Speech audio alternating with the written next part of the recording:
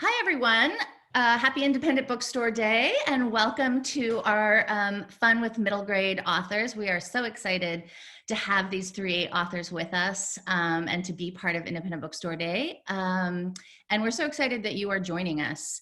I'm going to introduce Isaac Fitzgerald, who's going to moderate this event. There he is, and he'll introduce our other participants. And I just want to mention quickly that Renee Watson has created a special edition of her novel, Ways to Make Sunshine, just for Independent Bookstore Day. It's signed, it has a unique cover, it has a letter from Renee bound into the book.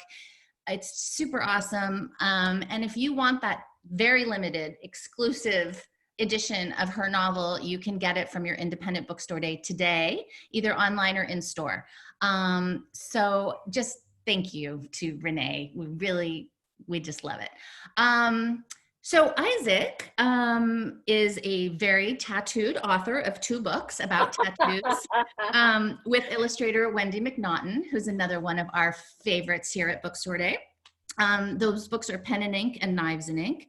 He's also the author of the children's book, How to Be a Pirate, which he is qualified to write because he used to work on a boat. And he lives in Brooklyn, New York, where he is writing more books. Thank you again. And people who are watching, I just want to encourage you to ask questions using the Q&A button, and we will try to get to as many of those as we possibly can. Excellent. Thank you so much. I know we're all in our own houses, but that's all right. We can do a round of applause. That was absolutely fantastic, fantastic, fantastic. I just want to say a couple of things. Yes, please do leave questions in the Q&A box. We will get to them at the end of the session.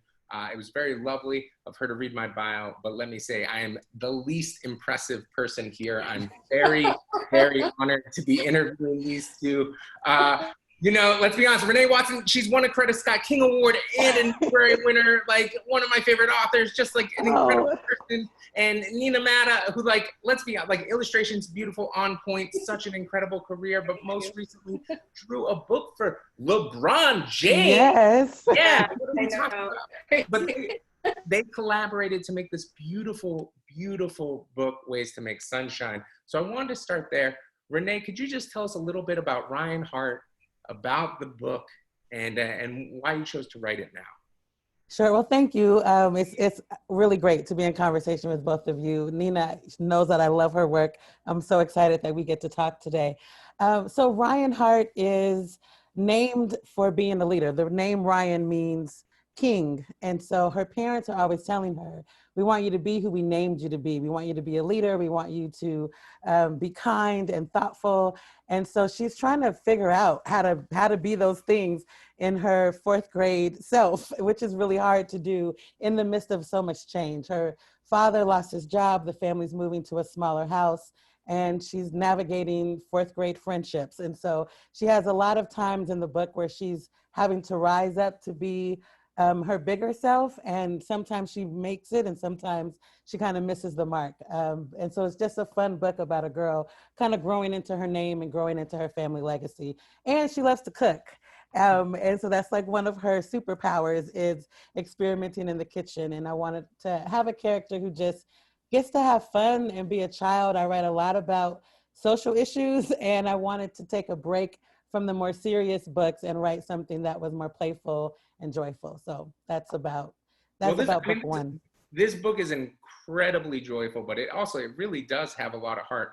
Real quick, Nina, I just thought this would be fun because Renee, if I'm not mistaken, going out on a limb here, that means rebirth, right? Yes. Yeah. Yes. So Ryan means like king, right? We know that from the book. Renee means rebirth. Nina, can I ask, is there any meaning behind your name? Little girl. Wait, really? Yeah. I personally love that because it's like straightforward and on point. Isaac means God's laughter, but Fitzgerald means royal bastard. So I felt like that was pretty fitting. But I like that Nina is just like little girl. Let's just like nail. So Nina, I want to ask you, like, what was the illustration process like here? Were you guys in communication, or do you just get the manuscripts? Like what was making this book like? Oh God, this book was so fun. Ryan's family just kind of hugs you. Like when you read the story, it's like one big hug and they welcome you into the family. That's what it felt like. And it was really easy to visualize these illustrations because writing is so great. And it was just so detailed and vivid, and you felt like you were a part of the family as you read this book. And yeah, it was just very simple.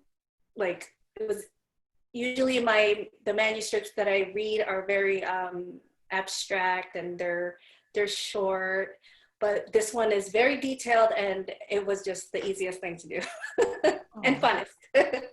That's on. And were you all familiar with each other's work before, or did you get introduced on this project? Yeah, I personally got introduced to her, to Renee, with this project. Right, me too, same. And Yeah. loved, like I was thrilled when I saw the first early sketches. I think it was the cover is what I started to see first, maybe. I can't remember now, but everything that came to me from Sarah, our editor, I loved. I was just like, yes. It was so, yeah, it just felt like she captured Ryan and her family so well. And honestly, I mean, you know, it's hard writing. Well, that's not true. It's not hard writing about Black girls, but it has been challenging to make sure that their skin tone and their hair texture and everything about the look of my characters is right. You know, we want to make it right on the cover and in the pages of the book. And so it just felt so refreshing to work with an artist who I felt like immediately understood who this family was and what Ryan looked like. And yeah, it was such a pleasure to work with you. Oh, thank you. Feelings mutual. I have to say that this is something that I think is so true in the illustrations and true in the book. I mean, it's called Ways to Make Sunshine, right? Like, there's totally a thing here where, like you said, you're trying to make a joyful book, but it's hard to walk that line of joyful, and you don't want to fall over into like schmaltz, to use like you know, like you don't want it. But both the illustrations and the book come across with so much heart. So could you just talk a little bit about walking that line of a joyful book that doesn't feel, ugh, I don't even know how to use the words to describe. You know what I mean? You know what I mean? Yeah, I think for me with the words, I really am trying to depict real life, right? And I think even what we're living in right now, like right now, I am really, really sad. There's a lot that is happening, and I'm angry. So I'm like sad, angry, and I'm also so happy and joyful because there are so many great things that are happening. And so I'm carrying all of those things at once. And so I just had to keep grounding the book and that truth for a fourth grader. Like, how does a 10-year-old who is super happy when she's playing with her friends and teasing her brother, but also really sad that she's moving out of a house that she loves, really worried because her father's lost his job, and what is that going to mean financially for the family? You know, she's carrying a lot as a child.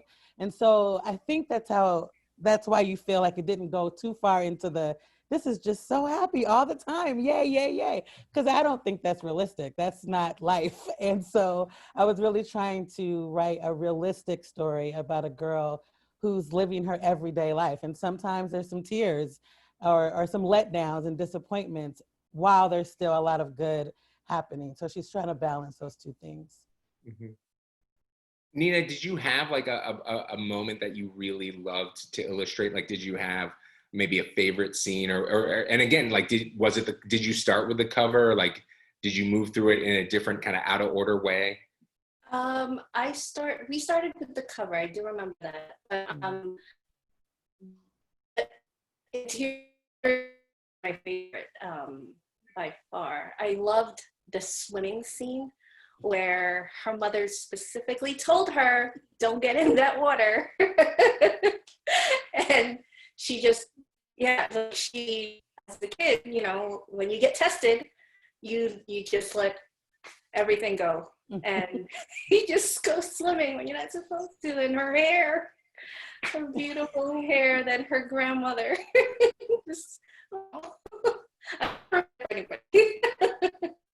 I love that.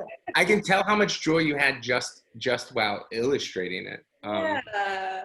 That's so, I mean, because it's these vibrant scenes that you brought to life. Oh, thank you. I also loved that scene with her grandmother, where she was using the hot comb, and like these little details that you know, I'm like, yeah, like I learned as I read through the book, like Black girls have to wear like cover their hair, Bonnets. yeah, bonnets, and just to keep it, you know, nice and beautiful. Yeah, so I love drawing that part. I love the little details of the book. Yeah. Oh, Yeah, that's the so hair pressing scene was my favorite. I mean, I love all the illustrations, but there was something about seeing that on the page. Like, I know what it's like because when I was younger, Yeah. my mother and aunts and, you know, people in my family would press my hair, but I had never seen it on a page in a middle grade book. And so it was for me, for the little girl in me, it felt like, oh, like I felt seen, and it just brought back so many memories of that moment. And it's such an intimate moment when someone is doing your hair, right? And so knowing the loving relationship of the grandma and Ryan, it was just a really special illustration. And people who are reading the book, so many little Black girls have been sending me pictures of them getting their hair done, or of them with their bonnets on in the bed. You know, in that scene where Ray comes to scare her, a lot of people will like take a picture of the book, of that illustration, and then a picture of them with their bonnet on as they're getting ready for bed. It's just been the best thing to see young girls feeling seen and validated because of those illustrations. Oh my gosh, I'm sorry. I'm just like getting a little teary-eyed over here. No, That it really has been special. Yeah. I should be forwarding them to you. I don't know why I haven't done that. I'll do that after this conversation. I'll send you some of those photos. Oh, that would be awesome. that is so wonderful. This was actually going to be a question that I had for later, but like we're in this moment now, so let's just talk. I mean, we were talking about like, look, it's a sad day, you know. Chadwick Boseman is like, so much is going on in the world right now. So It's much. a sad year, and like you said, there's also incredible things going on this year too, right? It's not just the crushing weight of loss, but today is a really tough day. So I kind of wanted to make a moment for both of you, because you both work on so many books in which Black children of color get portrayed on the page, and they're maybe not used to it. And of course, that's where my mind goes with Black Panther, is just what it meant for so many young children to see themselves as a superhero up on the screen, maybe for one of the first times in their life. So if you could just talk a little bit about what it means to you to use your talents, both illustrating and writing, to use your incredible talents to make space for readers who maybe aren't used to seeing themselves on the page. Nina, you want to go first? No, you could go first. I'm like trying to not cry. Oh. Oh, it is, you know, I have always felt really honored that I get to do this for a living, and that parents and teachers trust me with their young ones. Like, it is a really heavy responsibility that I am writing something that young people are spending a lot of time with, and that is going to impact them, and so hopefully in a good way, right?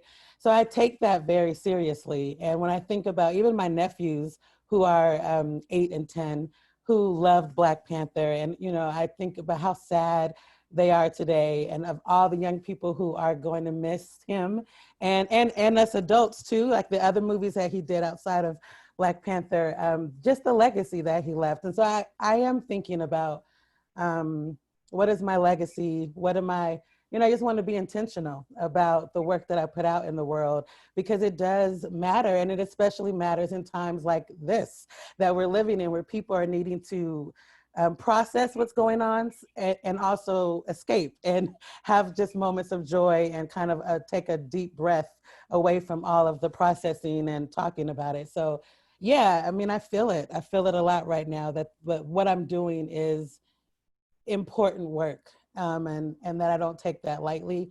And I'm thankful that I get to be that intimate with the child. I feel like I remember being a kid, and I say this often. I say this in the letter that I wrote for the special edition. Books were like a friend to me. And so I think about every child that's going to be reading our book, all three, you know, all of our books, and how sometimes that's the first real friend they have, because that's the friend that's not judgmental. It's the friend that's saying, I see you, your story matters, you know, they're connecting in a way. And that is really, really important to me. And I hold that dear. Mm. I'm just gonna clap a little bit, like Poetry amen, snaps. amen, amen. And yeah, and Nina, like, I mean, again, you, with your illustrations, you and not just this, but with the book I Promise, which we'll get to in a little bit. But like, what does it mean to use your talents in this way? Oh God, I'm incredibly grateful that I have this talent to be able to represent all cultures, all colors, all everyone. One of the first books I was ever friends with was My Beautiful Daughters by John Steptoe. And I read that book till oh my God, probably till I was 12, from like 8 to 12. And it was patterned, and it was beautiful, and it was always a goal that for me to one day be able to do that, to draw for kids, and to be able to have a book, like just a kid just carrying your book all around for days on end, and just representation is everything right now, and it's such an important thing for children, to build their confidence and to encourage them to be themselves, because they see themselves in these books that, you know, we're fortunate enough to create. Again. Also, you did it. You did it. That's what you do. Guess what? That's what you do for a living. How incredible is that? That's amazing. So wonderful. So again, like I said, I'm going a little bit out of order now, but I want to touch back, Renee, on something that you mentioned, which was Ryan's father losing his job, which again, just from the research that I've done on both of you, I think it's easy to say, Nina, you describe yourself as a latchkey kid. I think we all had our situations maybe growing up. But I loved the way that it made, Ryan's kind of world start to become smaller in so many different ways, that her family's going through this economic trouble. But it was about a post office closing down.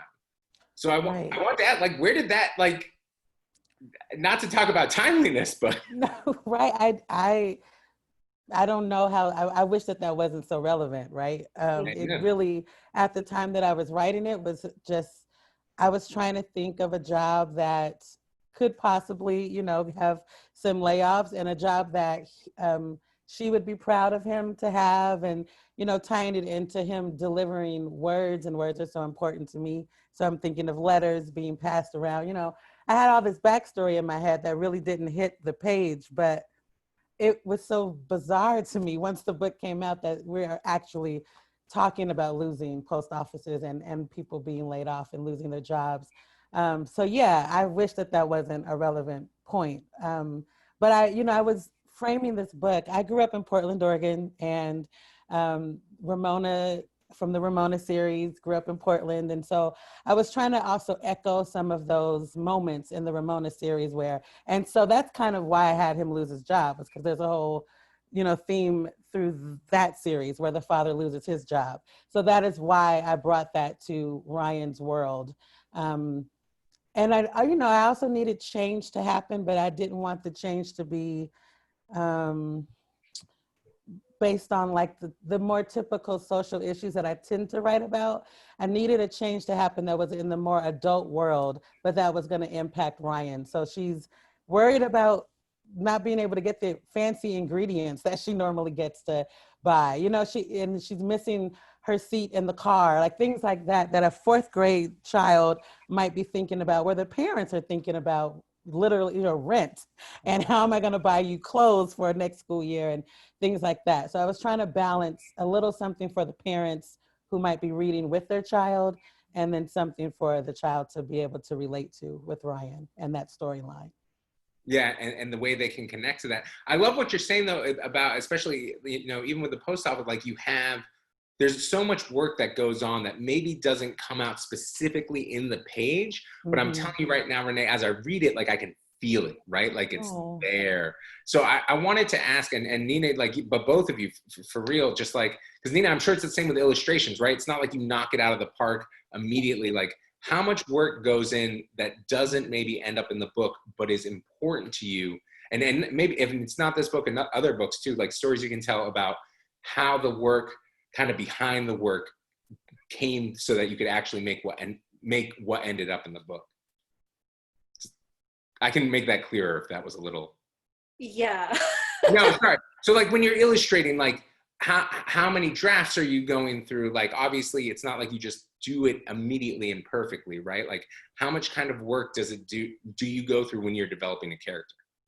Oh, I go through days of research, days. Like I'll have maybe even weeks of just doing photo research, just trying to through my, basically I'm like, okay, who is this character and what makes them so unique and how can I portray that visually? And it's if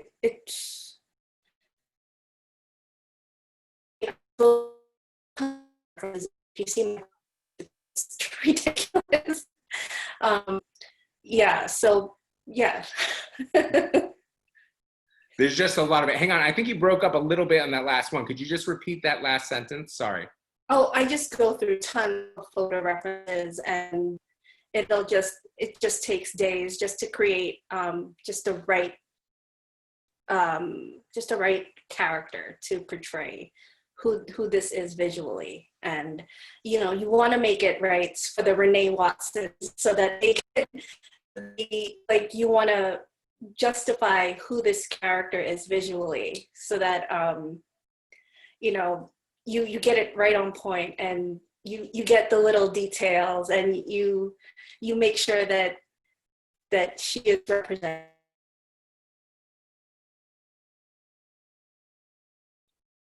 I think we lost you again, kind of right there. And so just repeat that ending right there. But what you're saying is beautiful.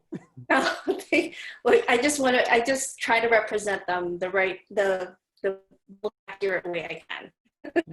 Absolutely, well that shines through. And Renee, like, what about like Portland? I mean, there's also like piecing me together, right? Like obviously you grew up in Portland. Like Portland is a very real place. What is it about it that keeps you kind of coming back there?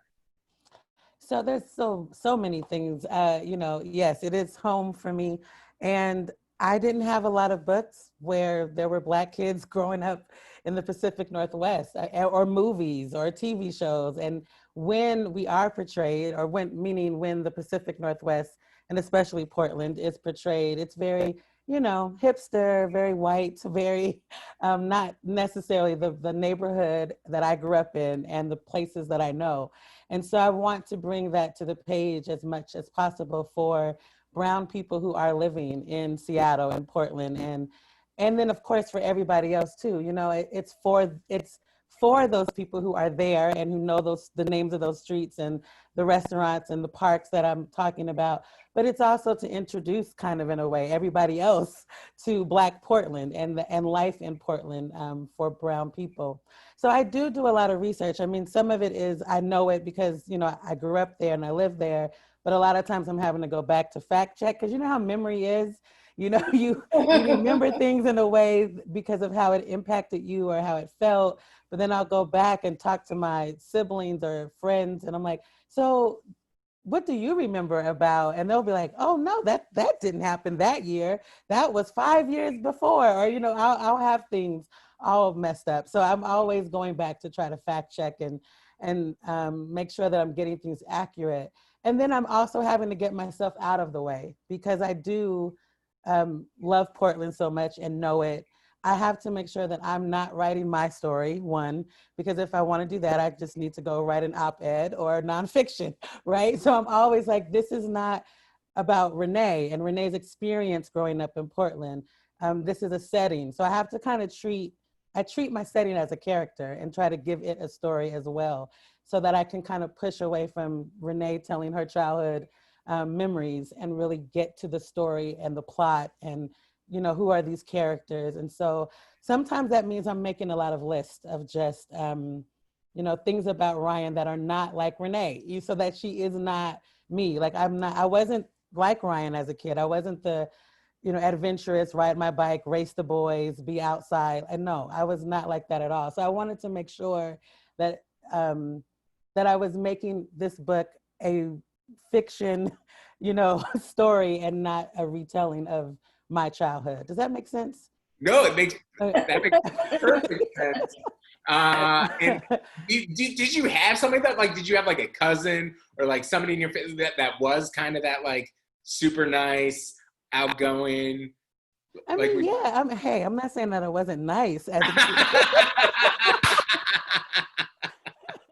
I just wasn't as outgoing. Yeah, for sure. And I guess I should also mention, for people who don't know, Ryan Hart, that name is it's a real person. This is my goddaughter, Ryan. She's older now, but at the time when I had the idea to write the book, she was the little girl, always cooking and making up concoctions in the kitchen and coming in to say, taste this. And, so a lot of all of my books, there are pieces of people and situations that I can point to and say, oh yes, this moment inspired that scene. Or there are, parts of people in my life who end up being in characters, for sure. So yeah, I have a lot of friends, cousins, siblings who show up on the page in different ways like that. But for Ryan Hart, the character, she definitely was inspired by my goddaughter, Ryan Hart. I love that very much, because in my kid's book, Cece is the main character, and it's very much inspired by my niece. So I hear you 100% on that. I do want to really, I mean, it's fourth grade in the book, but obviously this is a book aimed at middle school readers, and the title of this whole event was Middle School Fun. So I did want to just, like, Nina, like, let's start with you. What were you like in middle school? It does sound like, but I don't want to make assumptions. Like, were you drawing even back then? Yeah. Yes. Tell me all about it. I drew a lot because so I drew constantly. I was Bob Ross obsessed. So I would, every afternoon after class, I would take out my paintbrushes and just kind of pop in a VHS. I don't know if these kids know what that is right now, but record and just press and play and rewind. And as I paint, that was my afternoon activity while I waited for my parents. I was a goofball in school. So yeah, I drew a lot in school too. Were you maybe, when you say goofball, do you mean like maybe you were drawing more than paying attention in certain classes? Yeah, a little bit, I gotta admit. It's all right. It worked out. It worked out a lot. And do you have any like you already mentioned one, but like middle school books or books you read in middle school that you loved? I love the Ramona series. I also loved Beatles Club. I was in love with all those stories. And what is it? Sweet Valley High. Yeah, those are my favorite. I love it. And Renee, what about you? I know you were nice. I apologize. but what were you like because middle school, that is it's rough. A weird time. It is a rough time. Oh my goodness. Yeah. So middle school was really hard for me, actually, because I was bused over to a different side of town. So I left a lot of my friends who in elementary school had all these tight relationships with, and then like a handful of us were selected to literally desegregate a school in Southeast Portland. So middle school was rough. That was when I knew about racism and had been taught about all of, what it means to be Black in this world, right? But in middle school, I feel like that's when I really understood, like, oh, people have assumptions about me because of where I live or what I look like. And, so yeah, middle school was hard, and the saving grace was writing and literature and art. And so thankfully I had teachers who really saw a gift in me. I was very shy and quiet and didn't necessarily want to share my work out loud, but they would see me writing in my journal and ask like, hey, what are you working on over there? And read my poems. And I wrote a play and that I wrote for myself. Like I was a writer always since I was very young. So I wrote this play and I can't remember how my teacher found out that I was working on a play, but she read it. And this is in the 7th grade. She read it and then said, I think we should put this on for the spring production. So I had amazing teachers who literally fanned the flame in me, and we put on the play. So I was this 7th grader who wrote and co-directed the spring production for my whole middle school. And it was great because they made it into a musical. So we had songs and, it was so amazing to have a teacher really see me. And so, yeah, middle school was really tough, but there were some bright points. And I definitely, Nina, I remember sitting in math class and there would be a lecture, the like mini lesson going on. I have my math book propped up, so I have the book here, like propped up like this, but within the book, the math book would be a book. And I would be reading, poetry or whatever. So yeah, I definitely gravitated to English, humanities, social studies, creative writing, those kind of classes, and not necessarily math or science. I was always doing something else in those classes. Well, if they had put on if I wrote a play first and foremost in 7th grade, you couldn't have told me nothing. But if then they put it on and turned it into a music, I would have tried to graduate early. I would have been like, I think I'm done here. So that is wonderful and incredible. Let me ask, what were some of the books? What were some of the titles that you were kind of reading back then? I read a lot of poetry. I didn't get into middle school was definitely like my poetry years. I don't know that this is why, but when I look back, I'm wondering if it was just because my teachers weren't giving me books with people who looked like me or stories that I could actually relate to. So I gravitated to the poetry of Maya Angelou, Langston Hughes, Nikki Giovanni. Like I gobbled up poems and the spoken word in middle school. My mother was really, she really advocated reading. If I told her I'm bored, or, like on the weekends, she's like, go read a book. Like, what are you talking about? You're bored. There's no such thing. So I read a lot as a child, but most of my reading was poetry. Yeah. That's wonderful. And Nina, you're talking about painting with Bob Ross. So is it safe to assume that were your parents encouraging of you and your artistic talent?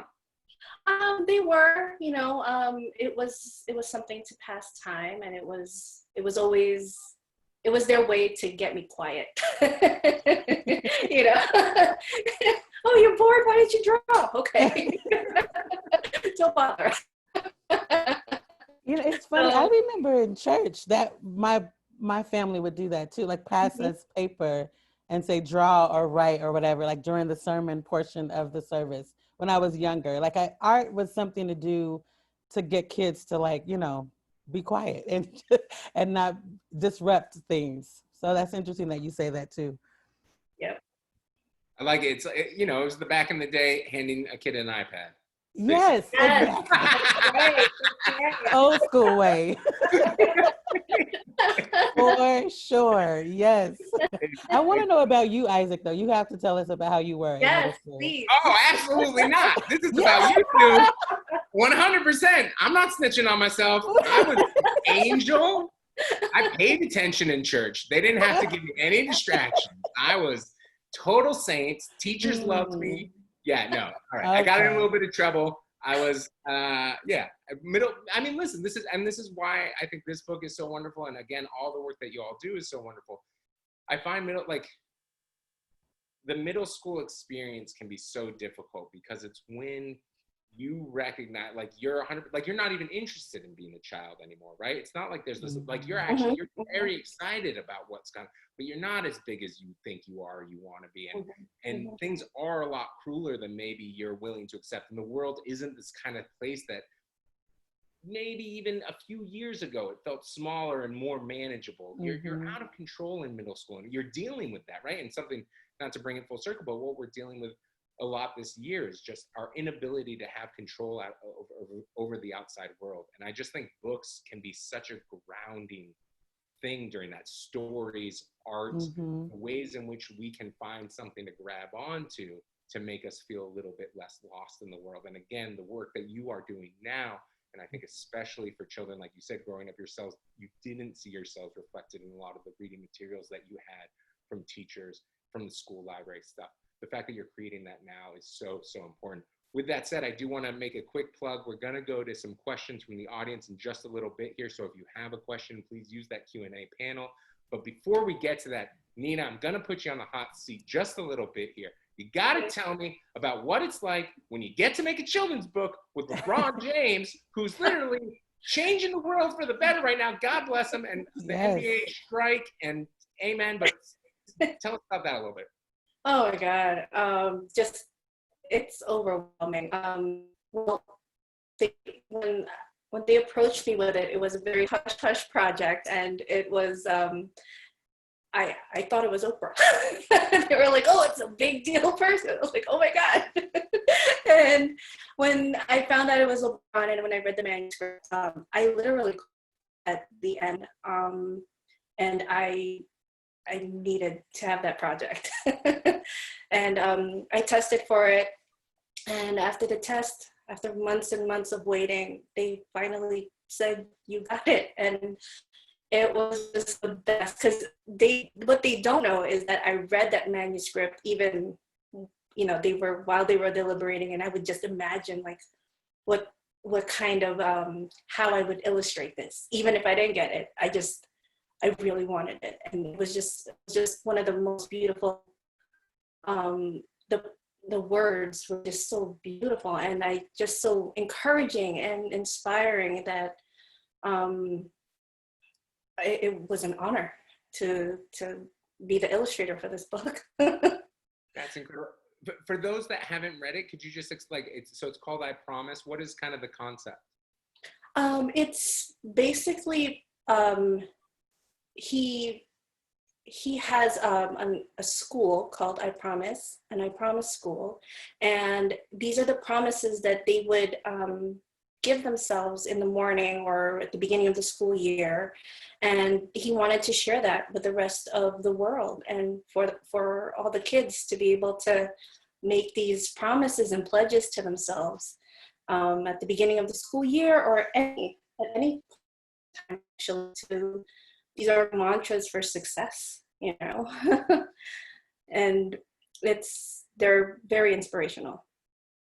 Yeah, and so in every page it kind of has this like I promise. So this is going to be kind of my last question for each of you before we open it up to our wonderful audience, who I'm sure have very wonderful questions as well, and I'll just read them off myself. But kind of as we're going, summer, personally, I'm a big advocate for pointing out that the fall equinox is not until September 22nd. I still got my Hawaiian shirts out. I'm ready to Mai Tai it up. I think there's still a few more weeks of summer left.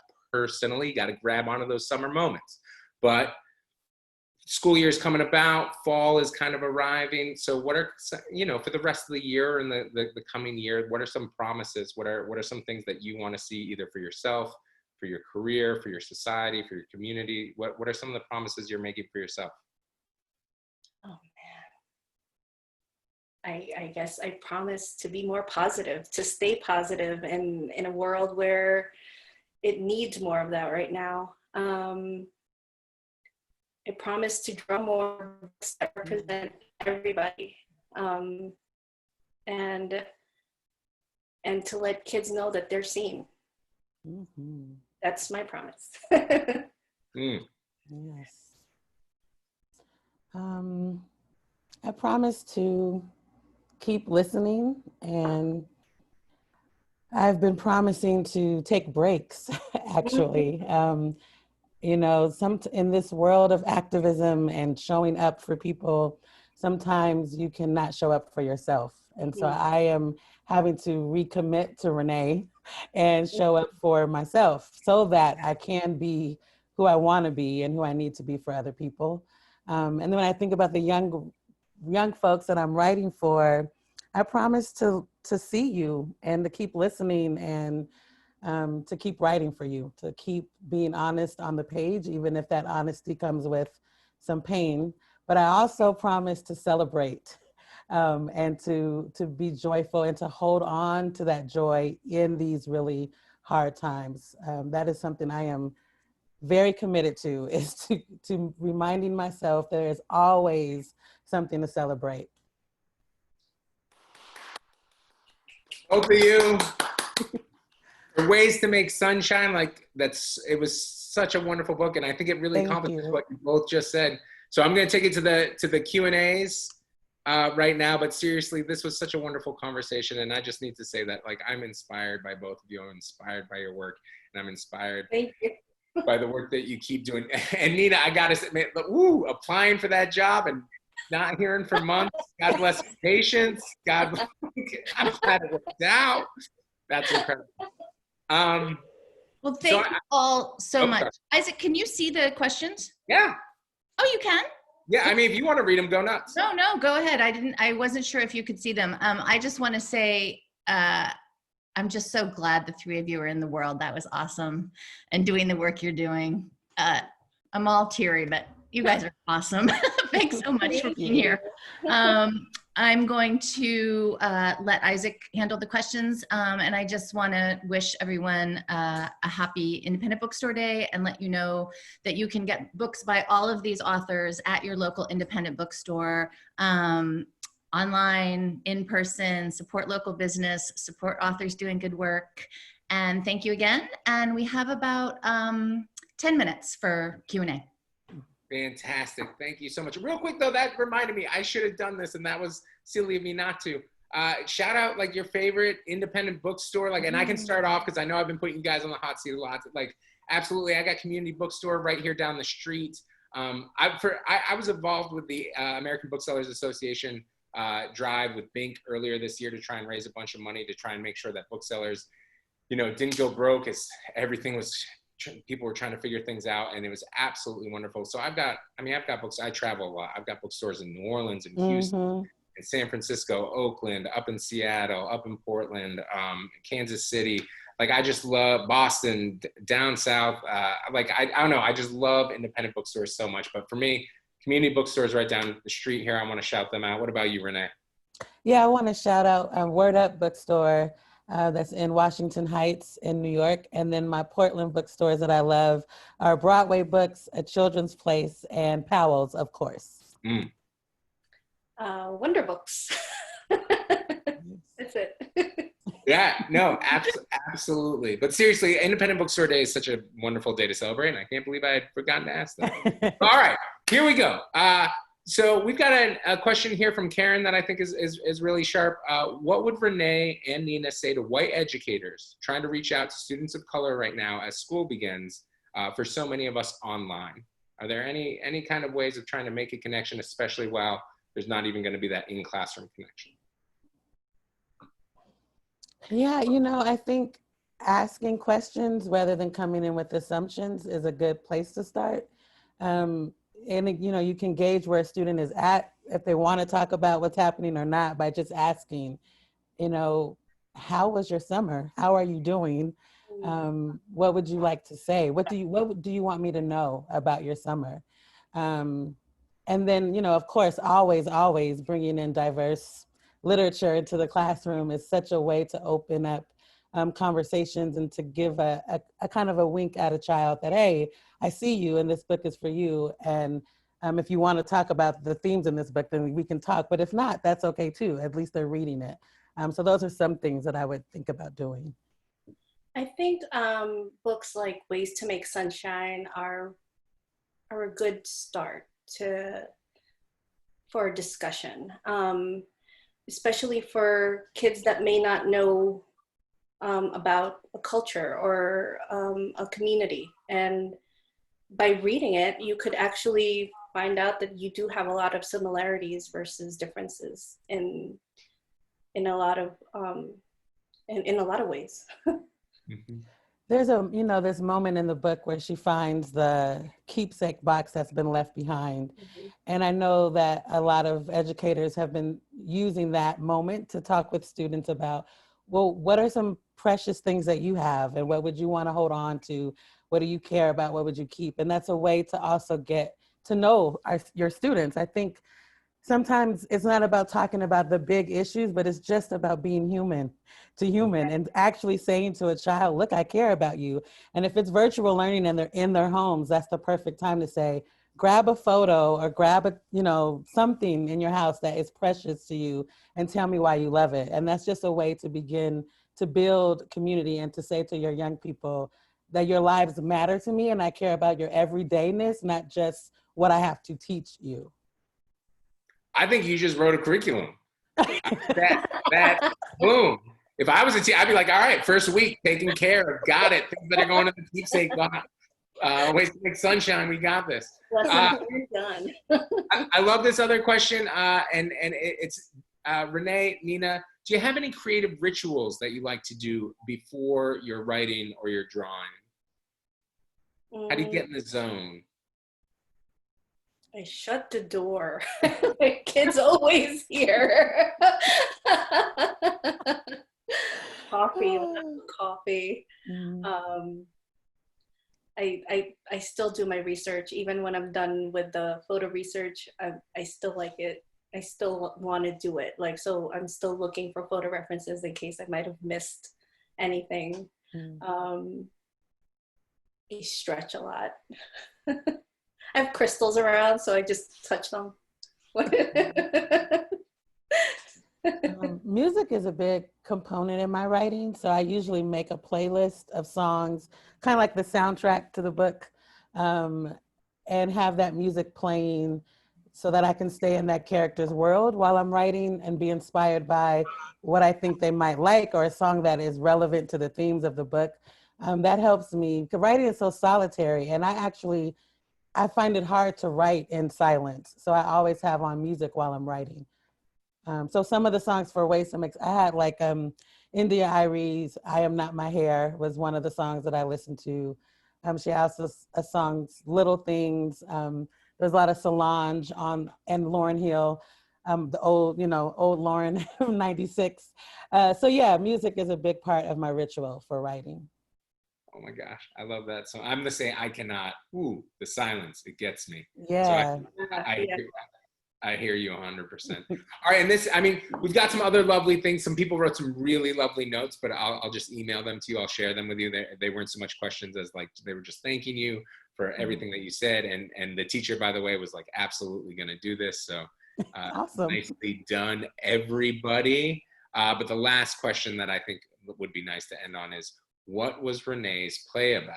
What a great memory. Ooh. What was your play about? The play was actually about a student who was being bullied, and this group of friends kind of took her in to make sure that she would kind of be protected and not, and they stood up for her because she couldn't stand up for herself. Wow. So, yeah. That's awesome. Wait, hang on. Do you still have rights to it? Middle grade? Can you tell us about what were the musical numbers? Listen, I don't know. I didn't write the songs for the musical. I just wrote the dialogue for the characters. It was definitely a collaboration. It wasn't like the Renee show, but I did write the text. And I honestly don't know where that story came from. As far as it wasn't a personal story of mine.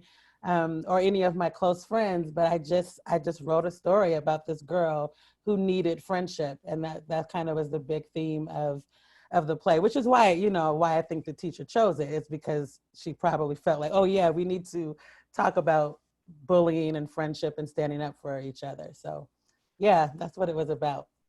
And we still absolutely do need to keep doing that today as well. But seriously, Nina, Renee, I'm giving you, I know everybody else is clapping at home. I know all the other participants are clapping, but seriously, thank you so much for all that you do. I know this has been an incredibly difficult year, but thank you for everything. Thank you for this book. And, here's to your continued success. I hope you get to keep making stories for the kids. Thank you. Thank you. This really brought me joy today. I needed this conversation. Yeah. Thank you. Amen. Two-way street. Well, thank you everybody for joining us. Support independent bookstores. Please buy books from independent bookstores. Yes, support the post office. And I don't know if I know how to end this.